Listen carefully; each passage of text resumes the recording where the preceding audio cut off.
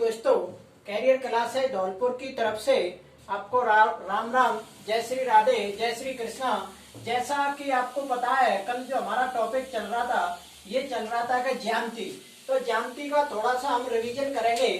तो ज्यामिति में हमने कई डेफिनेशन समझाई थी कि एक तो आपकी ये थी कि सम्मुख कोण किसे कहते हैं, सम्मुख या शीर्षाभिमुख, सम्मुख या शीर्षाभिमुख। जल्दी से थोड़ा सा रिवीजन करेंगे। सम्मुख या शीर्षाभिमुख कोण क्या बताया था हमने कि जब दो रेखाओं की जब संगामी या प्रतिच्छेदी रेखाओं के आमने सामने बने कोण क्या कहलाते हैं, सम्मुख कोण या शीर्षाभिमुख कोण।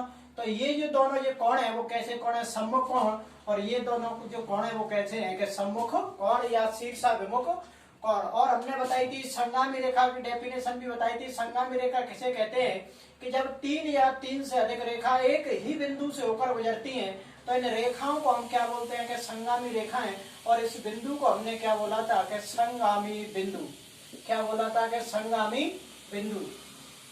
और काफी हमने संगत कोण, एकांतर कोण ये समझाए थे एक चित्र में ऐसे में कि ये संगत कोण कैसे होते हैं कि जिनकी एक जैसी स्थिति, जैसे ये कोई दो समांतर रेखाएं या दो समांतर रेखा बना दो तो एक इसमें प्रतिच्छेदी रेखा काट दो, कैसे भी बना सकते हैं, ऐसे भी हो जाएंगी ये और ऐसे भी हो जाएगी। तो इन्हों में हमने कोण बताए थे ऐसे कि 1 2 3 4 और ये 5 6 7 और 8। तो संगत कोण कौन से बताए गए, एक जैसी स्थिति में बने कोण संगत कोण, जैसे कि 1 और 5 2 और 6 3 7 4 और 8 ये सभी कैसे कोण हैं कि संगत कोण। और अंत्य कोण क्या बताए थे हमने कि दो समांतर रेखाओं के मध्य और एक तिर्यक रेखा के एक ही तरफ बने कोण अंत्य कोण कहलाते हैं। जैसे 3 और 5 कैसे कोण है, अंत्य कोण। और 3 और 5 इन दोनों का जो योग होगा वो कितना होगा, 180। इधर 4 और 6 का योग कितना होगा कि 180। और यहाँ से आगे हमने आगे इनकी भी परिभाषा बताई थी कि माध्यिका, शीर्षलंब, परिकेंद्र, अंत्य केंद्र। इनको भी थोड़ा सा रिवाइज कराते हैं अभी। देखो माध्यिका किसे कहते हैं, माध्यिका। तो माध्यिका की क्या डेफिनेशन थी कि किसी त्रिभुज के शीर्ष से उसकी सम्मुख भुजा के मध्य बिंदु को, उसकी सम्मुख भुजा के मध्य बिंदु को मिलाने वाला रेखाखंड त्रिभुज की क्या कहलाता है, माध्यिका। मिलाने वाला रेखाखंड त्रिभुज की क्या कहलाता है, माध्यिका। और शीर्ष लंब की जो डेफिनेशन थी वो क्या थी कि किसी त्रिभुज के शीर्ष से, किसी त्रिभुज के शीर्ष से उसकी सम्मुख भुजा पर डाला गया लंब क्या कहलाता है, शीर्ष लंब। और एक हमने ये भी बताया था कि परिकेंद्र, परिकेंद्र के साथ में ही चलता है एक अंत्य केंद्र।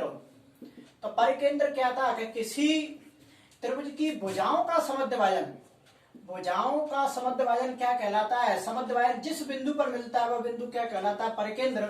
और किसी त्रिभुज की कोणों का समद्विभाजन, कोणों का समद्विभाजन जिस बिंदु पर मिलता है उसे हम क्या बोलते हैं, अंत्य केंद्र। यहाँ तक हमने कल बात कर ली थी। अब यहाँ से आगे बात करेंगे।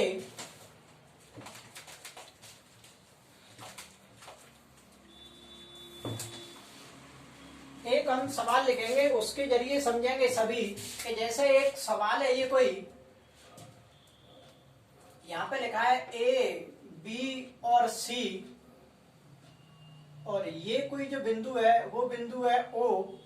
और यहाँ पे जो कोण बन रहा है वो जैसे मान के चलो 80 का बन रहा है।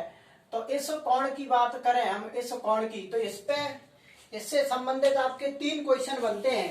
कि सबसे पहला जो बनता है कि ओ एक लंब केंद्र हो, ओ एक लंब केंद्र हो, तो ओ एक लंब केंद्र हो तो इस x का मान बताओ, हो तो x का मान बताओ, x का मान बताओ। पहला क्वेश्चन ये है, ओ जो बिंदु है वो एक लंब केंद्र है तो इस x का जो मान होगा वो कितने डिग्री का होगा। दूसरा जो क्वेश्चन है इसी से संबंधित, जैसे मान के चलो अगर ये कह देता कि ओ एक अंत्य केंद्र है, ओ एक अंत्य केंद्र है तो x का मान बताओ, तो x का मान बताओ। वो एक अंत्य केंद्र है तो x का मान बताओ। ये दूसरा क्वेश्चन है। और तीसरा क्वेश्चन है कि O एक परिकेंद्र है। तीसरा जो क्वेश्चन है वो क्या है कि O एक परिकेंद्र है। O एक परिकेंद्र है। O एक परिकेंद्र है तो x का मान बताओ। तो x का मान बताओ। तीनों इससे संबंधित बस तीन ही क्वेश्चन बनते हैं। और ये जो क्वेश्चन है बहुत ट्रेंडिंग में चल रहा है। ये क्वेश्चन जितने भी आरबीएससी वाले जो स्टूडेंट अभी लाइव देख रहे हैं, ये क्वेश्चन एक परीक्षा में इसमें से 1 नंबर का पक्का पूछा जाएगा इसमें से। और रीट L1 L2 में तो ये इसके संबंधित कई क्वेश्चन पूछे जाएंगे। तो तीनों क्वेश्चन एक ही बार में लिख दिए मैंने कि O एक लंब केंद्र हो तो x का मान बताएंगे जल्दी से। तो x का मान कैसे निकालेंगे? जब O एक लंब केंद्र हो तो 180 माइनस के कोण A करेंगे। 180 माइनस के क्या करेंगे? कोण A। तो हमारे इस x की वैल्यू निकल जाएगी। x का मतलब है कि BOC भी लिख सकते हैं हम। तो इस x की जो वैल्यू निकलेगी वो बताएंगे जल्दी से। कोण A जो है वो कितने डिग्री का? 80। तो 180 में से 80 जाएंगे तो कितना बचेगा? 100। तो कोण इस x की जो वैल्यू है वो कितनी आएगी? 100 डिग्री। अगर O एक लंब केंद्र कहता है तो हमें इस प्रकार से करेंगे। अगर अब यहाँ पे क्या कह रहा है कि O एक अंतः केंद्र है तो x का मान ज्ञात कीजिए। तो जब O एक अंतः केंद्र होता है, जब हमें x की वैल्यू निकालनी है तो चलता है कि 90 प्लस कोण A/2। इसका मतलब ये 90 में कोण A का आधा करेंगे और 90 में जोड़ेंगे।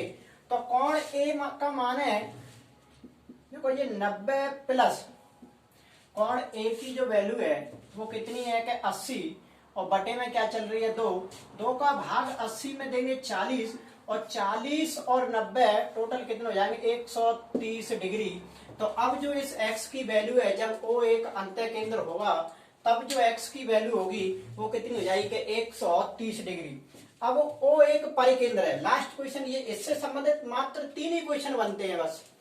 O एक परिकेंद्र है तो x का मान बताओ। जब O एक परिकेंद्र होगा तो x का जो मान होगा वो कितना होगा? जल्दी से बताएंगे।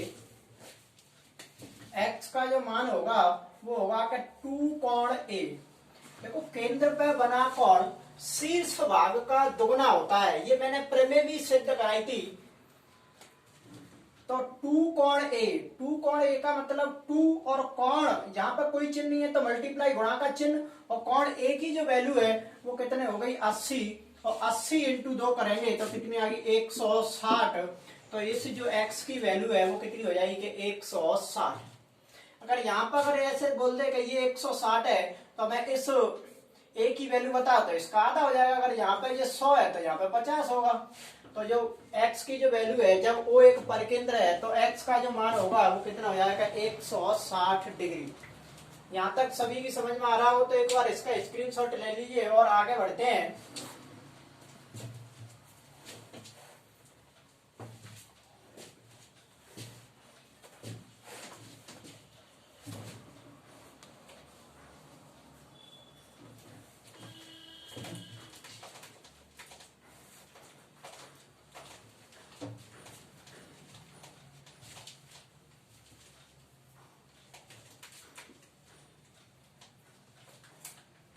देखो अब आगे देखेंगे।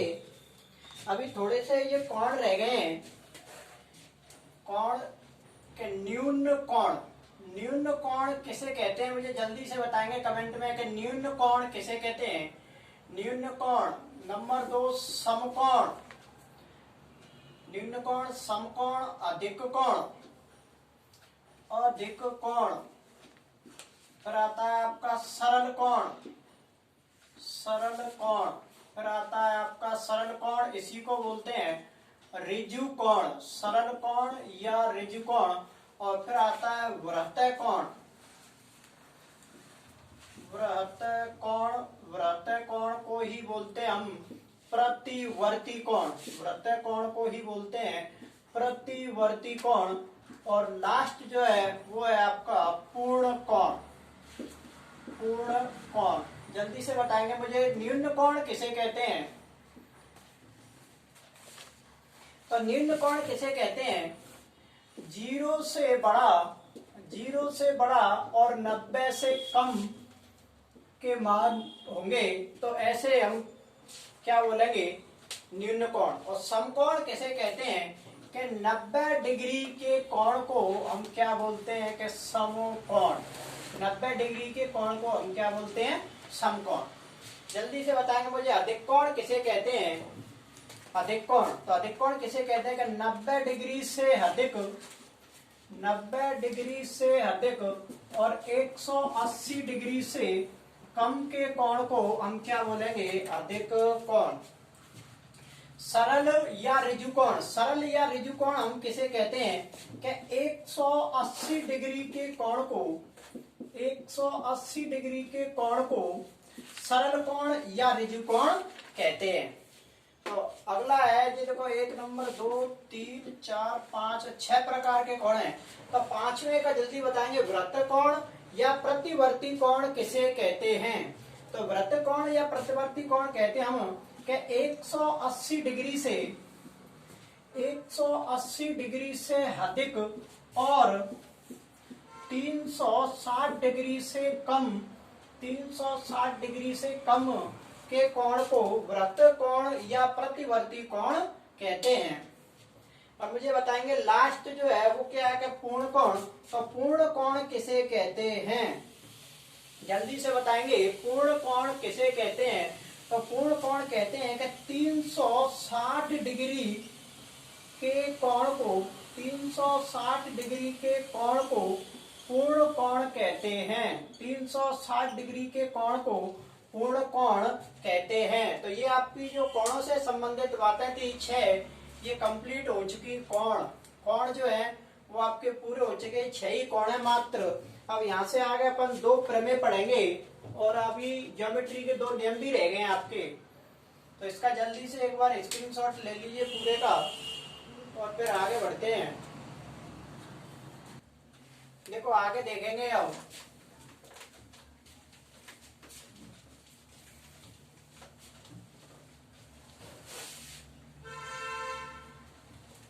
अभी आपके ये 2 नियम रह गए, ये वैसे पहले आने चाहिए थे। जैसे एक जो नियम है कि सरल रेखा, सरल रेखा के एक ही बिंदु, सरल रेखा के एक ही बिंदु के एक ही ओर के एक ही ओर, एक ही ओर बने कोण, बने कोणों का योग, सरल रेखा के एक ही बिंदु के एक ही ओर बने कोणों का योग 180 डिग्री होता है, 180 डिग्री होता है।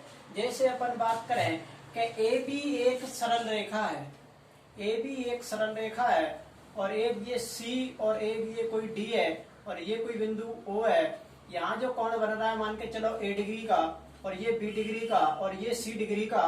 तो इन तीनों कोण जैसे कि ए प्लस वी प्लस सी, इन तीनों का जो योग होगा वो कितने डिग्री का होगा, 180 डिग्री का। जैसे मैं एक एग्जांपल लिखे हैं यहाँ पे कि जैसे मान के चलो कोई एक एग्जांपल ले लेते हैं कि ए और बी एक सरल रेखा है और ये कोई बिंदु ओ है, ये रेखा सी और ये जो रेखा है ये डी। यहाँ जो आपका कोण बन रहा है वो 85 डिग्री का बन रहा है, यहाँ जो कोण बन रहा है वो 36 डिग्री का बन रहा है, यहाँ जो कोण बन रहा है वो x डिग्री का बन रहा है। और x की वैल्यू पूछ रहा है कि इस x का मान बताओ।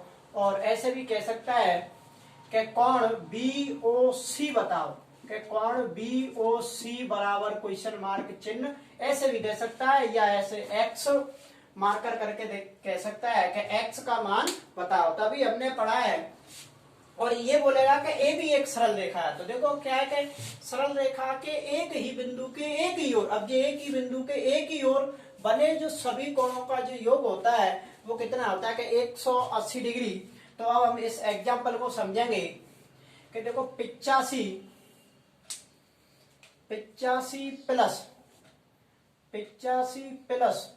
प्लस में क्या लिखेंगे 36 प्लस x, और इन सभी जो कोणों का योग अभी हमने नियम पढ़ा है कितना होता है कि 180 डिग्री।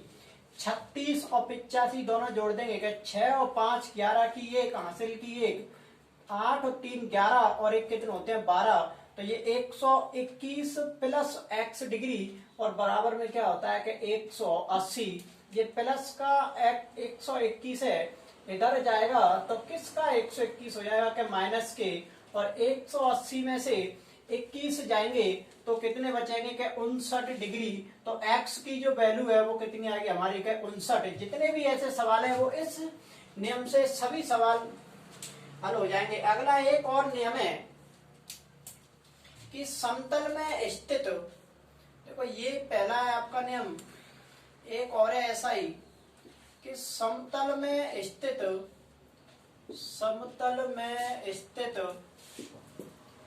एक बिंदु, समतल में स्थित एक बिंदु के चारों ओर, एक बिंदु के चारों ओर बने सभी कोणों का, एक बिंदु के चारों ओर बने सभी कोणों का योग, सभी कोणों का योग 360 डिग्री होता है, 360 डिग्री होता है। जैसे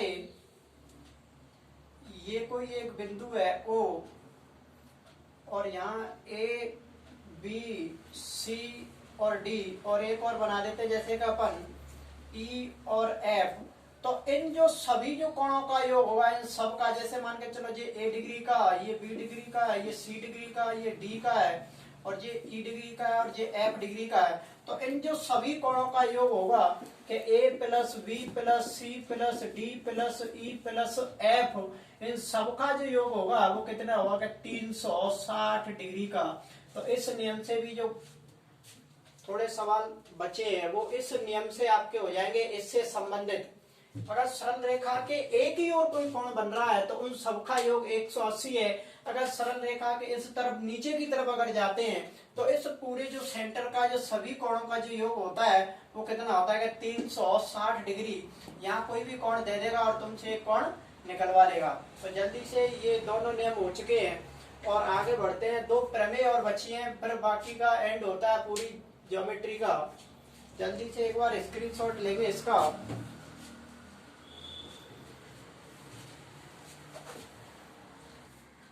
तो देखो आगे बढ़ते हैं अब।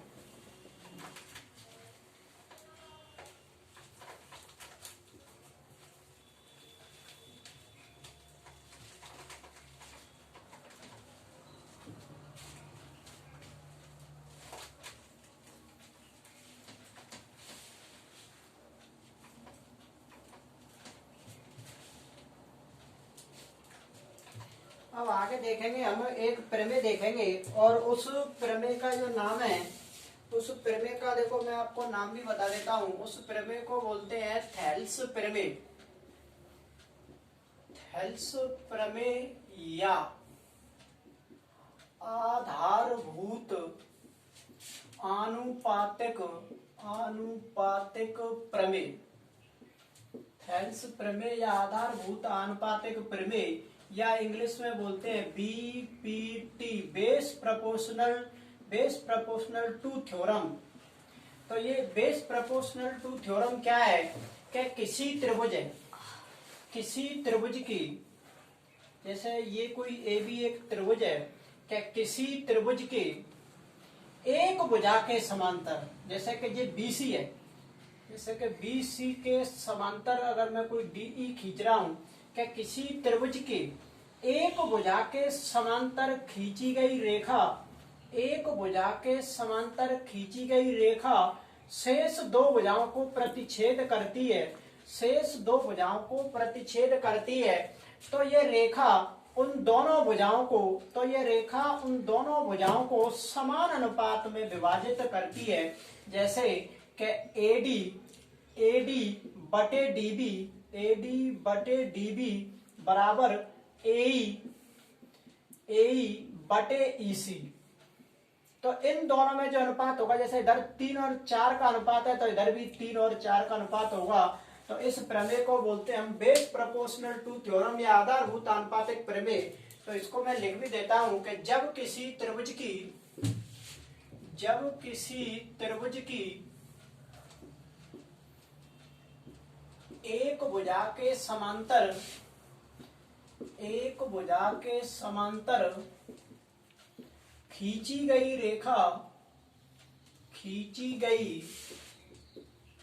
रेखा शेष दो भुजाओं को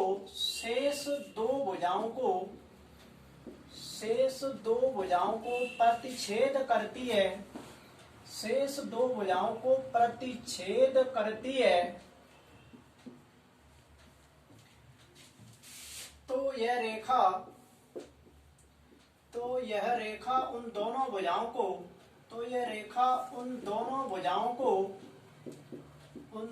भुजाओं को समान अनुपात में विभाजित करती है। दोनों भुजाओं को समान अनुपात में विभाजित करती है।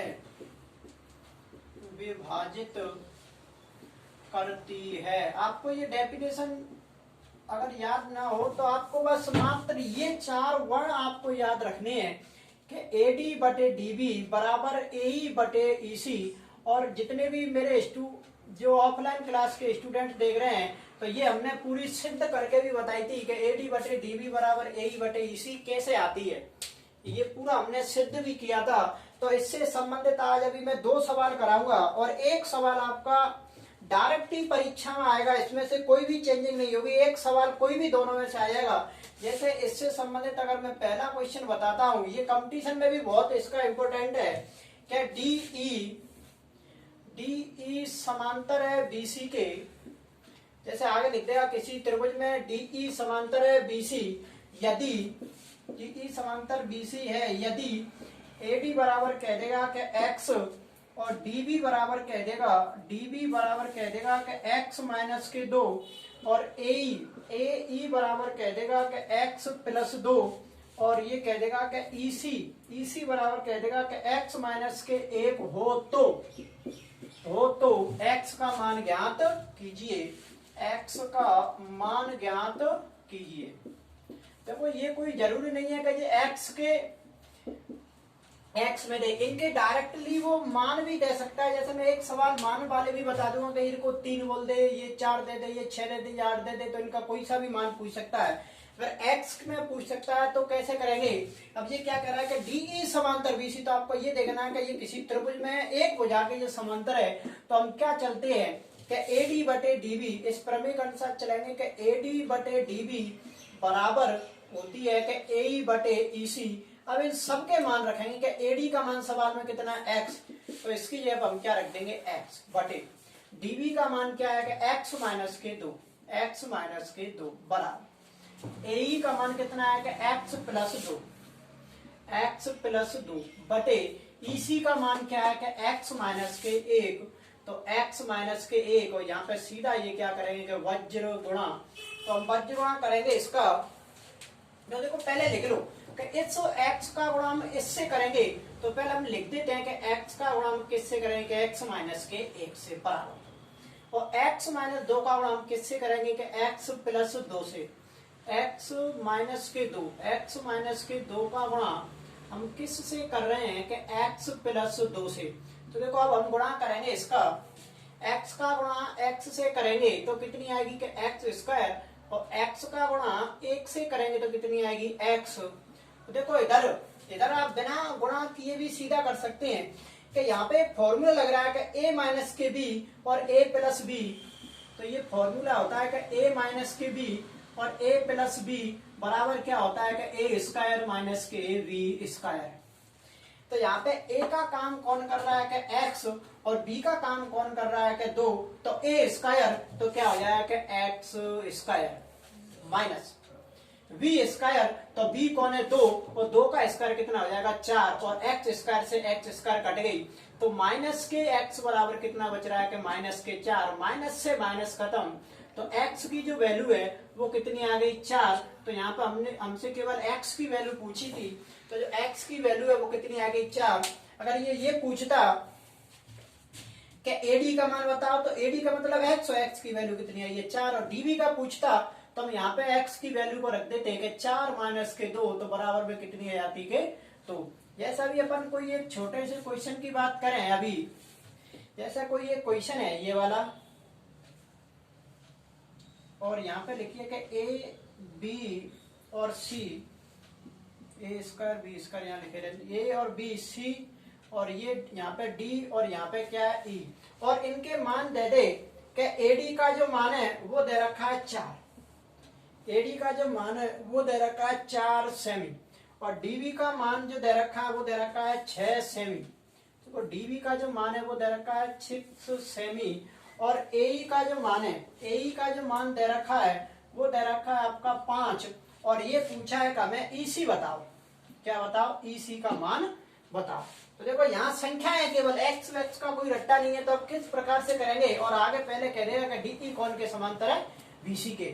तो सबसे पहले हम इस प्रमेय को ध्यान रखेंगे, थेल्स प्रमेय क्या है कि एडी बटे डीबी, एडी बटे डीबी, और बराबर में क्या होती है कि एई बटे ईसी, एई बटे ईसी। तो इन सबके मान रख देंगे कि एडी का जो मान है वो कितना है कि 4, तो यहाँ पे क्या रख देंगे हम 4, डीबी का जो मान है सवाल में कितना है 6, तो क्या रख देंगे 6, एई का मान सवाल में कितना है 5, तो इसकी जगह हम क्या रख देंगे 5, और ईसी का हमसे मान पूछा है तो ईसी की जगह हम क्या रख देंगे ईसी, और देखो 2 से काटेंगे तो इसको 2 बार, और 2 से काटेंगे तो 3 बार, और अब क्या कर देंगे सीधा बज्य गुणा, तो ईसी का गुणा हम 2 से करेंगे तो क्या आ जाएगी कि 2 ईसी, और 3 का गुणा हम 5 से करेंगे तो कितनी आएगी 15, हमें ईसी की वैल्यू चाहिए, तो गुणा वाली संख्या कहां पहुंच जाएगी बटे में, तो 2 का भाग 15 में देंगे तो ईसी का जो मान है वो कितना आएगा 7.5 सेमी।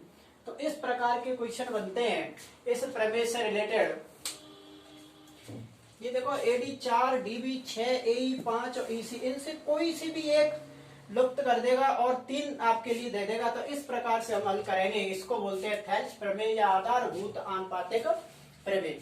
तो जल्दी से एक बार इसका स्क्रीनशॉट ले लीजिए। तो देखो अब आगे देखते हैं कि एक प्रमेय अभी और रह गई, एक छोटी सी।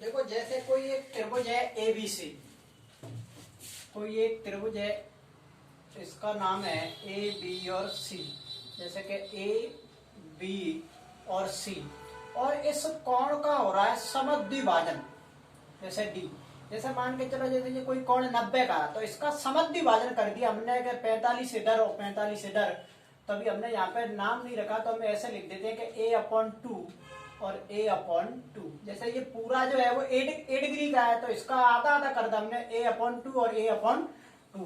तो किसी कोण का जब समद्विभाजन होता है तो ये भी एक प्रमेय है कि जैसे एबीसी में, त्रिभुज एबीसी में कोण ए का अर्धक, कोण ए का अर्धक एडी है, भुजा एडी है।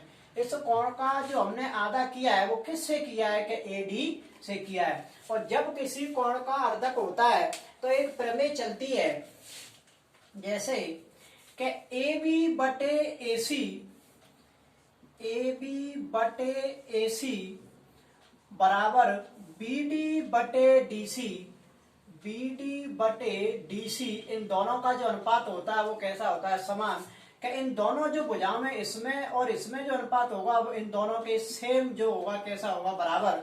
जैसे आपको एक सवाल हम लिखते हैं, जैसे कि कंपटीशन में कोई भी अगर क्वेश्चन आएगा तो ऐसा लिखा आएगा कि एडी, त्रिभुज एबीसी में, त्रिभुज एबीसी में एडी कोण ए का समद्विभाजन है, या कोण ए का अर्धक है, ऐसे भी कह सकता है, समद्विभाजन है या समद्विभाजक रेखा है, कैसे भी बोल सकता है इसको। तो हमसे ये कह देगा कि ए बी बराबर 6 सेमी है, ए बी बराबर 6 सेमी, और कह देगा कि ए बी बराबर 6 सेमी और बी डी बराबर है 8 सेमी, बी डी बराबर है 8 सेमी, ये वाला BD बराबर 8 सेमी और DC बराबर है 6 सेमी। DC बराबर भी कितना सेमी है कि DC बराबर भी 6 सेमी है। और हमसे पूछने का कि AC का मान बताओ, AC का मान बताओ। ये कह देगा, ऐसा कोई क्वेश्चन आ जाएगा कि त्रिभुज ABC में AD कोण A का समद्विभाजक है या A का अर्धक AD है, तो AB बराबर 6 सेमी, BD बराबर 8 सेमी, DC बराबर 6 सेमी, तो AC का मान बताओ। इस AC की वैल्यू पूछ रहा है। तो सबसे पहले इस प्रमेय को लगाएंगे हम कि AD AB बटे AC और बराबर में क्या है कि BD बटे DC। अब इन सबके मान रखेंगे, जितने हमारे पास जो मान है वो रखेंगे कि AB का जो मान है सवाल में कितना दे रखा है 6 और AC का मान तो हमें ज्ञात करना ही है। ये देखो क्वेश्चन मार्क चिन्ह लगाया तो AC की जगह हम AC छोड़ देंगे और BD का मान सवाल में कितना दे रखा है 8, तो BD की जगह हम क्या रख देंगे 8 और DC की जो वैल्यू है वो कितनी है 6, तो DC की जगह हम क्या रख देंगे 6। देखो यहाँ ऊपर से ऊपर संख्या को अपन काट भी सकते हैं कि 2 से इसको काटेंगे 4 बार और 2 से इसको काटेंगे 3 बार। अब यहाँ संख्या कटेगी नहीं, तो अब हम क्या कर देंगे वज्र गुणा, तो 4 का गुणा AC से करेंगे तो 4 AC और 3 का गुणा हम 6 से करेंगे तो कितनी आ जाएगी के 18।